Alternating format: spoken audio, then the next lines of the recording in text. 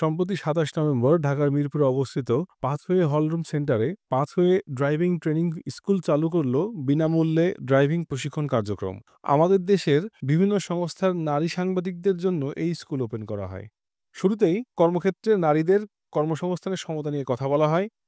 এরপর পর্যায়ক্রমে অনুষ্ঠানের অতিথিবৃন্দ একে একে নারী সংবাদকর্মীদের ড্রাইভিং এর গুরুত্ব নিয়ে কথা বলেন। ডিআরইউ এর সাধারণ সম্পাদক মাইনুল হাসান সোহেল নারী ড্রাইভার সংক্রান্ত নানা দিক নিয়ে কথা বলেন। উনি কিন্তু পরবর্তীতে আমাদেরকে সবার গন্তব্যে পৌঁছে দিয়েছিলেন।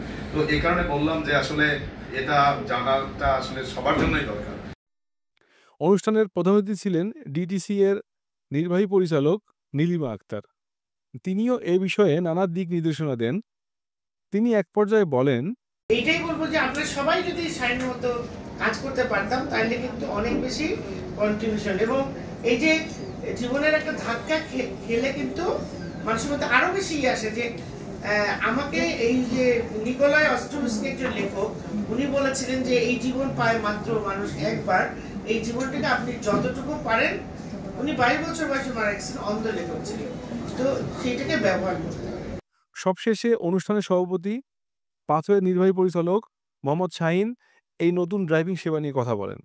তিনি তার আলোচনাতে বলেন, আমাদের যারা এখানে অফিসে স্টাফ ছিল সকলকে আমি ডাকি, 20-25 জনের একটা কমিটি আমি গঠন করি। ওইটার সময় টেলিভিশন প্রচার করেছিলেন। আমি কমিটি গঠন করে তখন আমি তাদের পরিবারকেও ডাকি যে আপনার সন্তানকে আমাকে দিয়ে দেন, এবং একটা আপনার ফরম তৈরি করি যে আসলে এই কারণে চাচ্ছি আপনার সন্তানকে দেশের কল্যাণে এই একটা সুযোগ। অনুষ্ঠানের শেষে সকল অতিথিবৃন্দের মধ্যে সম্মানার্থে ক্রেস্ট তুলে দেওয়া হয়।